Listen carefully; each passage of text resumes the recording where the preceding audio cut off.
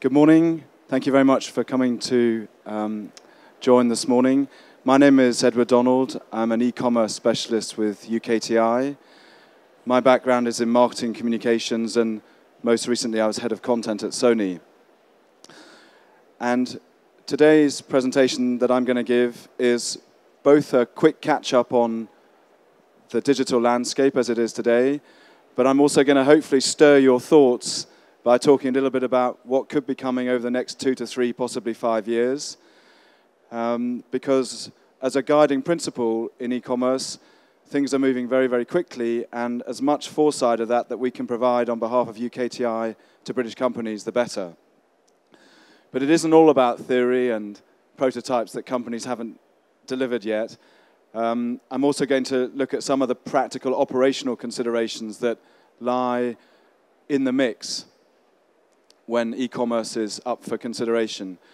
And then lastly, I'm going to talk some light touch hints possibly that are worth considering, and talk a little bit more about the wider digital offer that UKTI can provide in the form of advisors and people like myself. So please don't hesitate to ask any questions. If I use a word or a term that isn't clear, please ask me to clarify, and I'll do my best to help.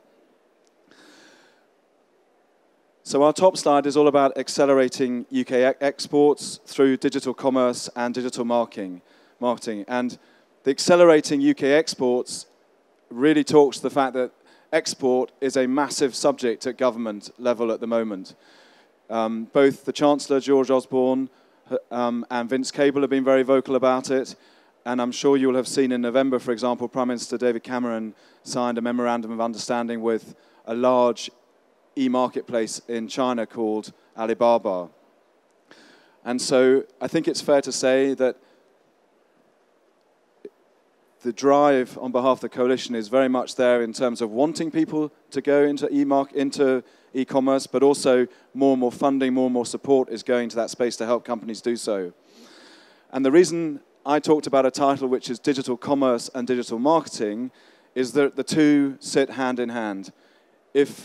If a company, if a brand is going to begin to explore e-marketplaces, then naturally what follows is both an upgrade to its existing digital marketing footprint by virtue of the fact it's probably going further overseas, but also it's an opportunity to look at some of the efficiencies that come in that space.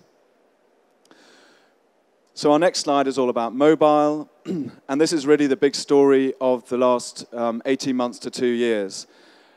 And it is fair to say that where device and infrastructure come together, so mobile device, be it phone or tablet, and then Wi-Fi or 4G, it tends to trigger an enormous amount of online search, an enormous amount of interest in consumers in products and brands.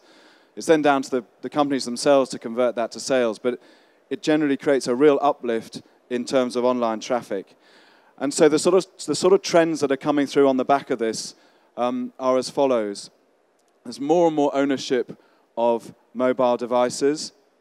That's being driven by a couple of things. People on subscriptions are getting smartphones, and the old analog ones are going away. But increasingly, people are not only running a smartphone, but a tablet, and they've just got more and more tech to view more and more things in every single bit of spare time that they have. The device is one thing, but I think a really, really important thing, especially when we look overseas, is where things like Wi-Fi networks and 4G are being put in, possibly with government assistance or in private enterprise government-backed schemes. And so, whereas today, as I stand here, there may be companies that don't have Wi-Fi, in a couple of years they will. And that's a really, really strong indicator for where e-marketplaces are going to really, really lift off. And so you'll be familiar, I'm sure, with the term Mint. Yeah, the countries like Indonesia and places like that. Well, they perhaps are going to reap the benefit of not having had an analog phone system and then gone to standard mobile like we had. They're just going to fast forward into smart devices. And what that means is that you also get a real change of pattern in terms of ownership and then who is looking at these devices to then shop on and that type of thing. So smart devices, more and more, are just spanning all generations, on all income levels as they become the de facto device that people are using. And consumers are spending more and more time online, and importantly, they're going to that smart device as the device through which they're accessing their search patterns. We've seen it all on the train, in the bus, at home, all that type of thing. So Steve Jobs said the laptop was a bit like a lorry. It was not going to be used anymore. Who knows? But the point is, mobile is where it is at the moment and will continue to be, and I'll talk a bit more about future trends in a second. So as more and more people spend more and more time online, and as cross-border trading becomes more and more possible, the market itself begins to expand. And I think the important thing here is that consumers find ways that are comfortable to them to search online, and they do so in ways where up until maybe recently, it was very hard to understand those behaviors. So if I think back to when I used to work in an advertising agency, we had the idea, the media agency came up with a media plan, and that was the way you sort of triangulated and got hold of the consumer. Nowadays, it isn't like that at all, and it's more likely that the consumer will find you before you've put some advertising in front of them that's hopefully tempted them to come to you. So that then continues a trend which is all around cross-border trade, and the fact that it's very likely that on your websites and in your digital domain, you're getting visits from people from markets that you may not even be actively targeting. But it's because people are having their eyes opened and technology is enabling them to search and find things in new ways. Cross-border trade is sort of stimulating this whole trend. And really bringing this slide to a close is the key fact that e-marketplaces, or digital malls, as some people call them, are not only a well-established phenomenon in terms of digital retailing, but I think importantly for us today and yourselves selling and marketing products in the future, they offer something that didn't really exist before, which is both a sales and a marketing platform. Just going to talk about that in a little bit more detail now. They offer sales because, in one sense, they enable you to move either outside of a pure-play digital off your own e-commerce website and then into a different channel by having presence on an e-marketplace. They may, if you're already retailing through independents or, say, through a shop-in-shop environment, they will allow you to expand your reach to consumers who aren't otherwise coming into the bricks and mortars environment. All that is being made possible for yourselves, i.e. being made attractive to yourselves as brands, because of the enormous audience numbers these marketplaces have. Yeah, the likes of Amazon and Tmall and all the other ones I'll talk about in a second. They're enormous aggregators of audience. And therefore, what they offer you is the chance to build awareness and, using certain techniques, even understand how those people are searching for your products. And therein lies the second benefit, which is, as a marketing platform, in this sense, they are relatively cheap to get onto. It's a low-risk and quite a soft option to begin to have a presence on some of these e-marketplaces. And just by going there and beginning to stir some interest in your product and your brand, you may well find things that can help you with your search engine optimization, or with the way you tag the content on your YouTube channel, or you may even find that consumers are looking for your product in a way, for example, if it's an apparel product, they're looking for size first and maybe gender fit next, or whatever it is. The point being that by going there and experiencing it, you can learn an awful lot from these platforms, and they will help you on that journey because it's in their interest to have you trading them and being successful on them. So I'll talk a bit more about e-marketplaces in due course, but in essence, what we have here is fundamentally everybody coming together around smart devices. The joining together a device with all the networks is making it very, very accessible for people to search. And people are no longer necessarily going in-store to search and buy. People are no longer going to e-commerce websites of a brand to buy. Often, they're more and more likely to go to one of these big e-marketplaces. So this is the part I enjoy about this presentation because it's looking ahead. And this is a particular shot from not Google Glass or anything like that, but I just wanted a visual which is designed to really say that whereas before somebody might pick up a device and view things, in the future, it's very likely that they'll be seeing your communications over a lens that's very, very close to them. Okay? And this, for a whole host of reasons, is going to really, really begin not only to change online search, it's going to change the way consumers react to the environment in the high street when they're there, but also how their entire behavior begins to change toward brands. Because if you're served a message on a lens that's very, very close to you, and arguably you can photograph, say, the man at the back there's jacket, reference where it came from, and go and order it from Amazon, for example, you don't need to go to a shop to buy it. Yeah? So I'm being deliberately, provocative by saying that everything is going to change an awful lot, I think. And there's plenty to read. I mean, Google just launched contact lens. They've got a co-fund going on. Sony have got a wig. Samsung have got a watch. It's all beginning to happen. And I'll talk a bit more about the role of the device maker in due course. So then, looking ahead, and I don't have a crystal ball, but in government, that we have some access to certain data that is beneficial in these sort of circumstances. We have ongoing mobile growth, and I think here, in particular, markets that may not be on people's horizon are going to come on stream. Nigeria, Indonesia, Thailand, all these places, because of the role of smart technology, is going to become not only attractive from the point of view of access, but you've got consumers who are going to be interested in British brands. This is just going to be accelerated further by the arrival of wearable technology. Now, everything that we can see at the moment points to the fact that wearable technology will be largely around a health application. So you might have a watch that talks about the requirement to regulate your insulin levels or something like that, but about 25% of that wearable market is going to be used for e-commerce or gaming. The really important thing there is that people who use wearable technology are profiled as very premium orientated. They're early adopters and they're very influential in their own peer group communities. So when we're then talking about social media and that type of thing, it's worth considering how, when wearable technology begins to come through, how you might in some ways product place your brand or your product into one of those little channels so that you can begin to stream awareness into those particular groups. They will be very vocal, I'm sure, about how well the wearable technology works, and the manufacturers will have to soak that up. But the point is they'll be stimulating debate about it, and people will be latching on to that sort of conversation. So I think that's one to watch.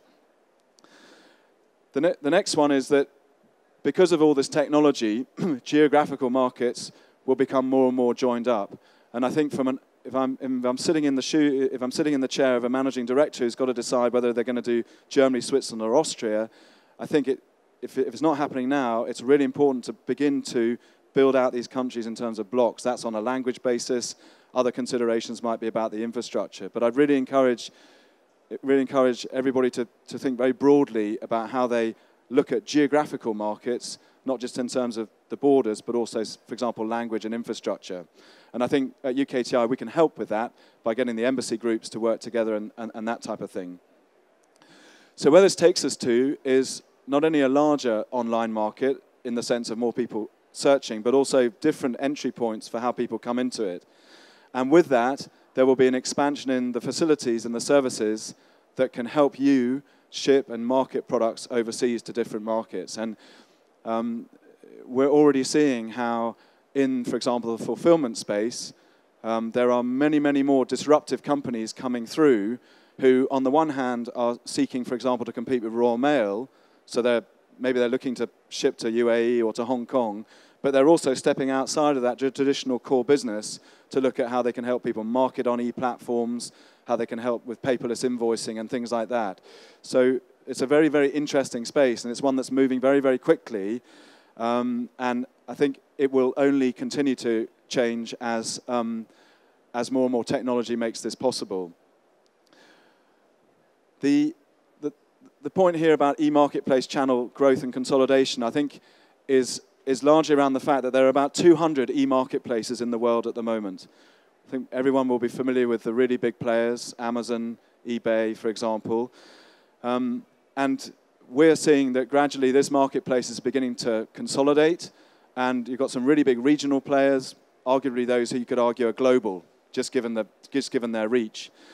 And what's happening, though, is that very strong players in their domestic market, so for example, there's a big e-market in in Japan called Rakuten is now very active in Singapore, moving out into Malaysia, and they're also nibbling at China. So what you're beginning to get is tremendous movement in this already very, very, very big channel as more and more people amongst these platform owners are trying to grab this business. And so although I'm standing here for UKTI, and you may expect me to say, right, we should go into China because we did the MOU in November, I don't think that's the case at all. I think what we should be saying is that there's tremendous variety in these e-marketplaces.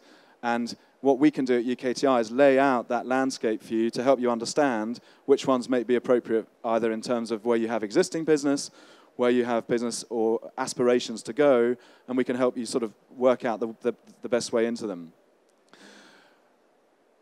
The reason why I'm saying that is that these e-marketplaces actually are a way of unlocking markets that otherwise wouldn't necessarily be accessible to you. And so I'm going to talk a little bit about a new platform that's already trading in the UAE, in the Gulf, for example, to try and illustrate this. So Tajuri, which is the name of the platform, trades the brands like Nike and Gap, for example, at the moment. They offer, as of March, April time, the opportunity for British brands to go into the Gulf, into Kuwait, in a way which bypasses the present retail structure. Those of you who are familiar with trading in that part of the world will know that it's a very mall-dominated environment. The owners of the malls are very, very clear about the kind of brands they want, and for reasons such as size and budgetary commitment, sometimes around marketing, it's very hard for British brands to get in there. What Tajuri offers, in that sense, and it's the same for other e-marketplaces around the globe, is a chance to almost sort of go in over the top and begin to grow awareness, grow interest from UAE consumers in that marketplace at a lower go-to-market cost than would otherwise be the case if they were going through a mall. Just to try and talk it through, registration is in the region of about £1,000 on Tajuri. Yeah? So when you're starting to build a budget plan and that type of thing, already it begins to look attractive, added to which it's its own ecosystem where you ship in, they look after payment, returns, and try to make it very, very easy. So I just sort of stepped slightly aside of the main topic there of e-marketplaces, really to try and talk about the fact that there is this enormous drive globally on just getting into them, but I think there's a degree of finesse about which ones are most appropriate for the category, for the brand, and even the marketplace and demographic that UK companies are trying to get into. And that's what UKTI is here to help unlock.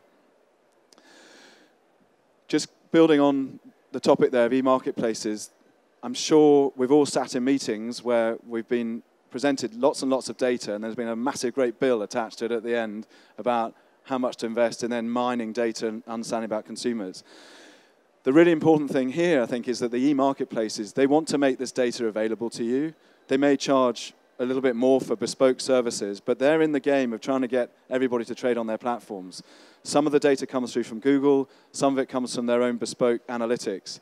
And I would encourage everybody, if they're beginning to look at e-marketplaces, to not only consider the sales aspect and the marketing, but also the data analytics behind it, because it's going to be tremendously beneficial for a whole load of other areas of your businesses.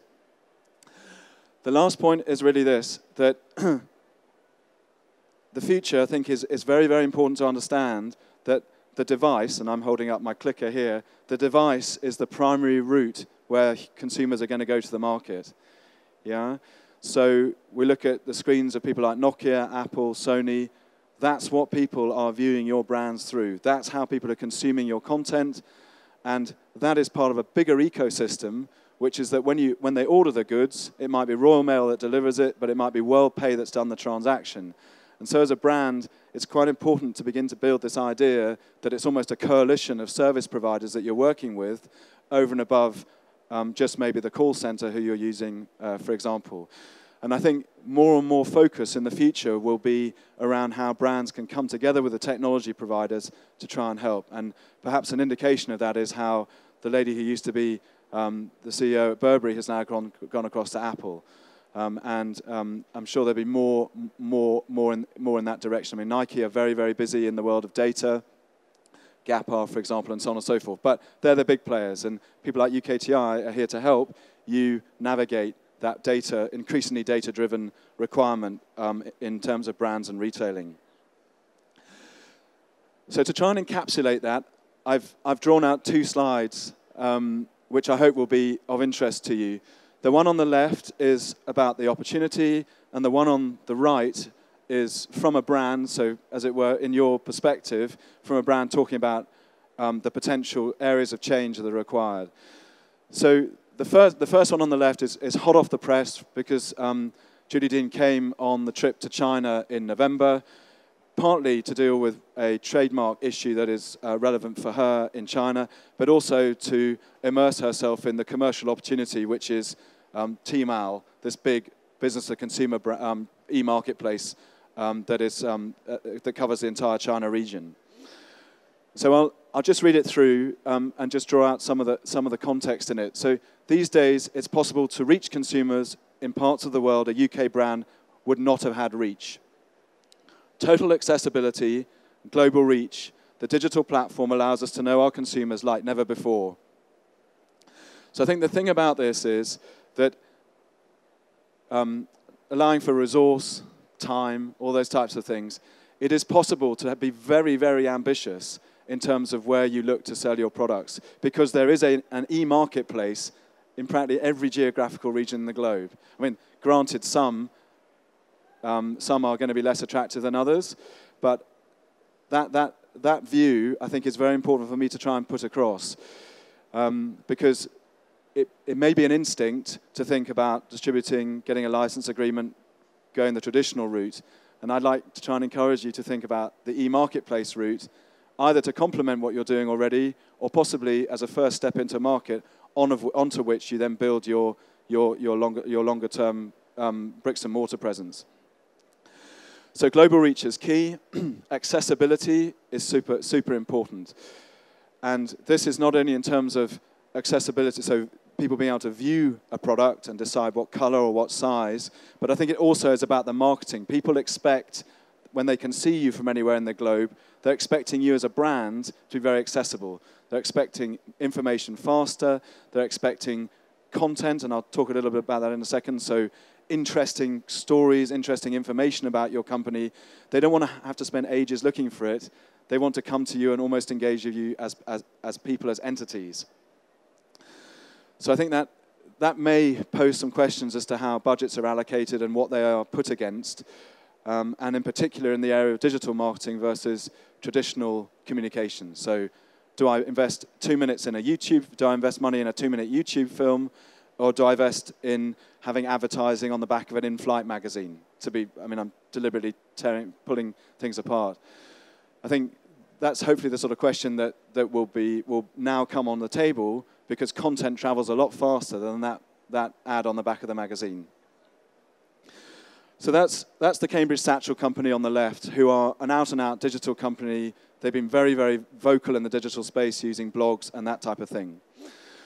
So on the right, I've called this the need for change. And here we have an e-commerce director in a big clothing retailer who is saying the days of just optimizing full version websites are over. Retailers are now going to have to find new levels of skill to optimize mobile as part of that consumer journey. Tracking journeys across mobile devices and giving customers relevant content will be a new and exciting challenge for brands. Now, there's a lot in this, and clearly Mossbros is a big company. But I think the first thing is that whereas in the past a lot of focus might have been on the website on its own, now it really needs to be about the website and making sure it's optimized for mobile. I think that's a very, very important first step to be considered if it isn't being considered at the moment. The next thing is this thing, the customer journey. The predictability that people might have been looking for in the past is now pretty much gone. People are using so much more peer-to-peer recommendation, what their friends are saying and that type of thing, that thinking that people come into your website or come into your brand through one or several paths is probably not going to be the best way of understanding where to allocate that budget. And so we begin to get talking about the use of content, importantly how it is tagged, so the terminology behind it, and also where you play that content out. Because you may want to make content that is distributed off your own YouTube platform, for example, or Vimeo, but you may make content to go into another community get them to distribute it so that it then drives an audience back into your domains. So already in these big companies, and hopefully in the smaller ones who are nimble and can move, I want to paint a picture that a very sort of, it's important to be very lateral, I think, in the way that all this is considered, and to try and think through over and beyond what the agencies may be submitting in terms of communication or marketing plans, to think beyond that for that little extra touch that can be added. Tracking is a big area. I'm sure you have analytics coming on your websites. I think it's really worth, perhaps crudely initially, building up very simple dashboards using Excel to begin to get as much data on who's coming into your company and how and what the conversations are. Because the more that you can understand that, the more you can use your outbound channels like Twitter and that type of thing to begin to play a bit with that conversation. So I think tracking in the traditional sense, how my goods have gone to market, how many views I'm getting on a website, that's all really, really good. But I think all the more tracking around what sort of conversations people are having about your brand and that type of thing are going to be very, very important as we go forwards. And then the last word I want to draw out from this, and hopefully it is exciting for you to be thinking about this, is this word content. And I worked for a long time in content specifically, and it used to be the case that content was seen as an additional strand that sat alongside expensive TV commercials and maybe cinema advertising. So a lot of people understood it to be visual, but moving visuals. And the thought I'd like to leave with you today is that content is absolutely everything that comes out from your company. It is the moving film, sure, that's fun, but it's the static image, it's the words that somebody is saying when they pick up the phone to an inbound customer, it's your share report, it's everything that is coming out from your company. It's almost that you're running effectively a sort of publishing operation, and that every time something leaves the company, be it in the written form or visual form, that is content. And so I think it's very, very important to understand all that means, because in each instance, therefore, when content goes out from your company, it's a communication opportunity. How it is tagged is therefore very important.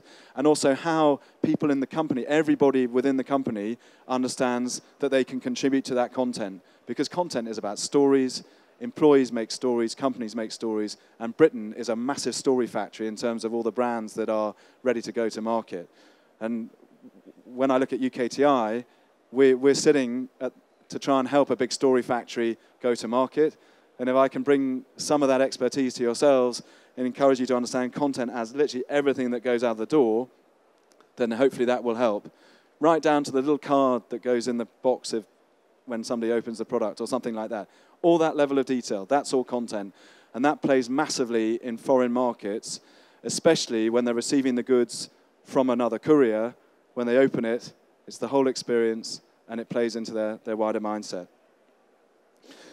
So spinning it on its head, I just thought, now rotate the table a bit and come at things from the perspective of the consumer. So I pulled some verbatims out of some market research that I saw in the last couple of weeks. And this isn't particularly about a specific demographic or age or category. It just is the fact that now people can search whenever I like, and also what I like. So train, plane, you've got Wi-Fi on planes now. So it means that when they're doing the safety check, you can just be busy checking. I shouldn't be saying that. But the point is, it's all being interlinked, and therefore consumer behavior is just going to go there. It's just going to go. More and more search, more looking. People can now buy any number of ways. What I mean by that is the methodologies are there. You can pay by card in store, card online. There are now fast payment methods which enable people to get a faster purchasing experience. Equally, people like WorldPay, Alipay, all the pay gates are there. Barclays are in the mix now. They're all trying to make it easier for people to spend money and move money around the globe. So from an operating consideration, if you're retailers, that will impact your cash flow, but hopefully it's an exciting prospect to have all these different facilities being lined up to help people buy your products. The third point here is people go to what interests them or what they need, and they will edit out advertising. I'm sure you've heard this. I'm not the first person to say this. But the point I really want to land is that if you imagine that somebody's got, I don't know, an hour's screen time in a day, your ability to get in for that 10 to 20 seconds that's crucial is super important, but you're really up against it, against all the other stuff they're searching for, because they're not just searching for maybe a product that's similar to yours or a brand that's similar to yours, but people are now buying education online, their health online, all these other services. And so it's a very, very crowded space, all coming through a screen that's sort of 2 inches square. Yeah? But I think the thing there is that people go to what's interesting them, and therefore that prompts the question, what's going to make you stand out? And that all bubbles up questions like, what's the content? How are you being seen in terms of your on-screen experience when people are coming on your website? That whole dynamic is really, really, I think, very, very important to get hold of. The last point is really about content in particular, but I think it's also about how very factual information is portrayed by companies. And that is that people want to be entertained. Yeah, we've seen it. There's just so much video going on online, and it's just set to grow and grow and grow. So if in your communications, in telling a very focused product story or service message, you can wrap it in an entertaining way, which can then ensure that it travels a bit further, you're getting that extra bit of value from your communications. And so it must, of course, deliver what you need it to deliver on commercially. But I think there are ways that can be done. And again, entertainment doesn't have to be to make it funny. It can be the story about your brand. It could be about the heritage of your brand, for example. The point is, it just brings somebody in, gets them interested in what you're doing, and then you can play the message. So then here on this slide, again, I've sort of tried to put myself in your position, making decisions as you come into the new budgetary year. Maybe considering investment, taking new investment, bringing new people in.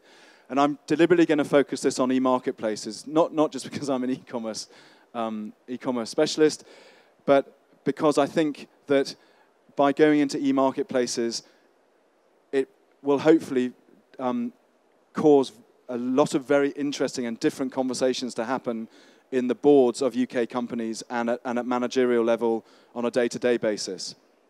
And this is because so many of the points that are linked to e-marketplaces don't just concern the marketing director or the CFO. They concern the person in charge in inventory, the person who's in charge of accounting, and so on and so forth. So I just wanted to take this from say, your perspective and look at it to see what the implications could be. So given that shoppers can shop anywhere, what e-marketplaces offer are low entry cost ways into huge groups of consumers. And as I've mentioned, they can either be pure play or omni-channel. And they aren't the only way that a brand can enter a market.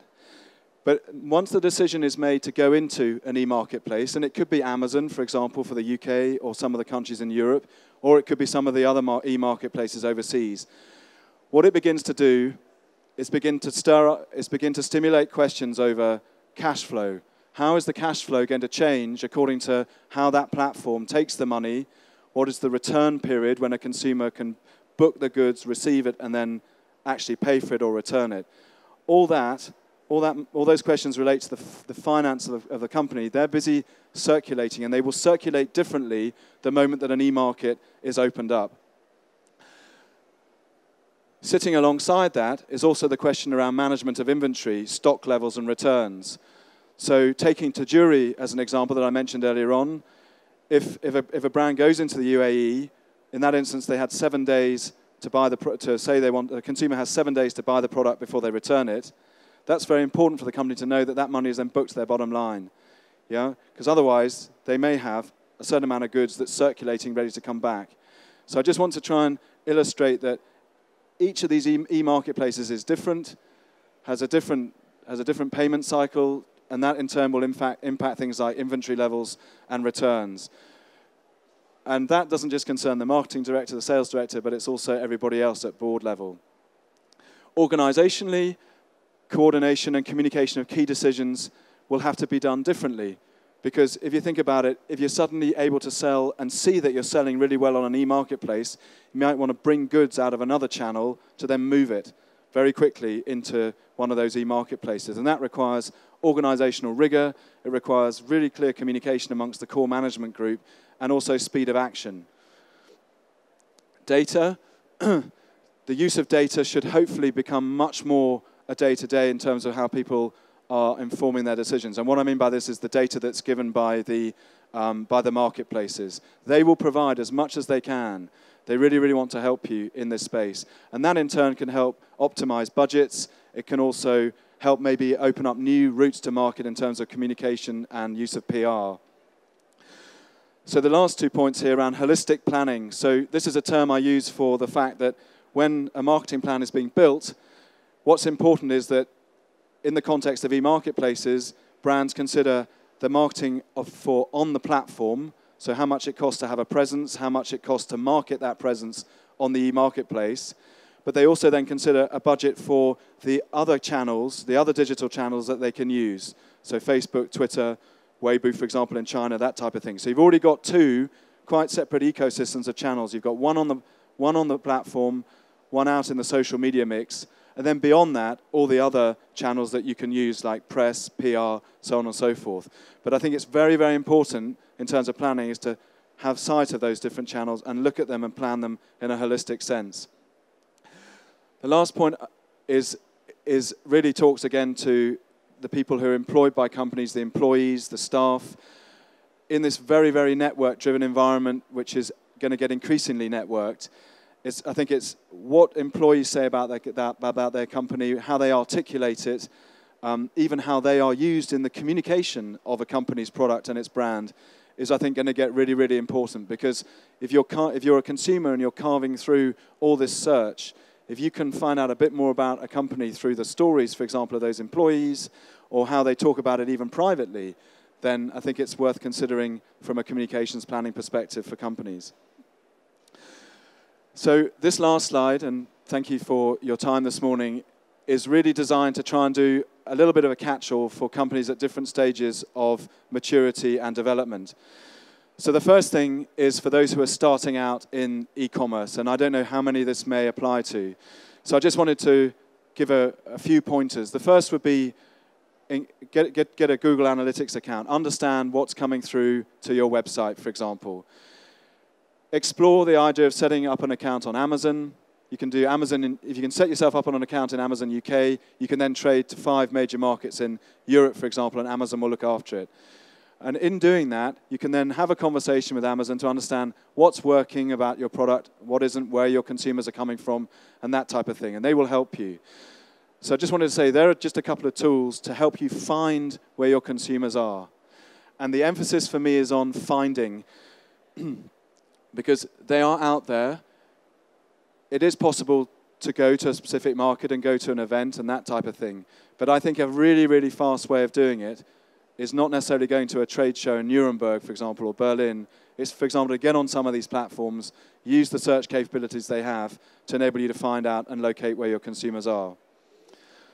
So that, if that first stage is about starting, and apologies to those for whom it might be a baby step, the next step is really about trying to improve your chance of being considered. And consideration for me here is around being in the mix with the other brands, the other products that people are busy researching.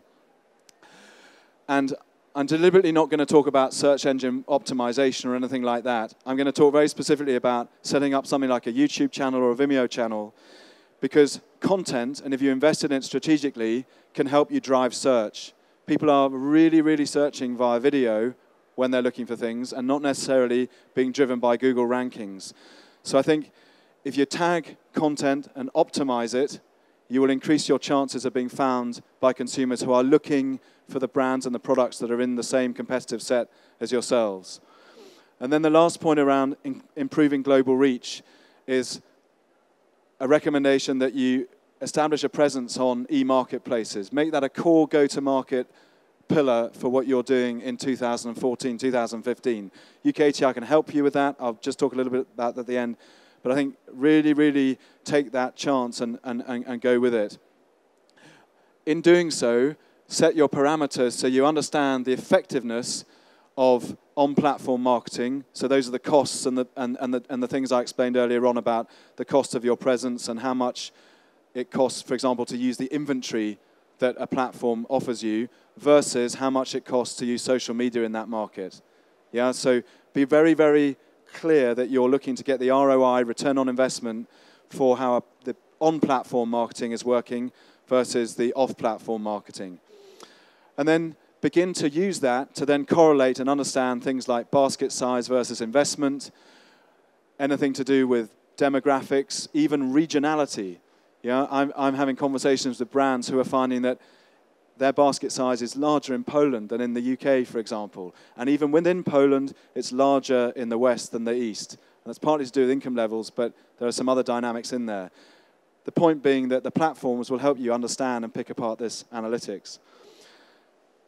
So I'm just going to finish by saying thank you very much to everybody this morning. I'll take questions, and to say please do address any questions on that email address to both myself and the group that I'm in. Because what we will do is we will take it, we will digest it, and if we can respond very quickly, we will. And if not, what we will do is find a way of getting an answer, probably through the International Trade Advisor Network within UKTI, or possibly using the embassy. And it's probably just worth me underlining as I complete this session this morning that UKTI is here to help, and there's a phenomenal resource. You have 350 international trade advisors across the UK. You have 1,300 commercial officers in the embassies abroad. And you have an HQ operation in London with a network to rival most massive international corporates. And so we're here to help.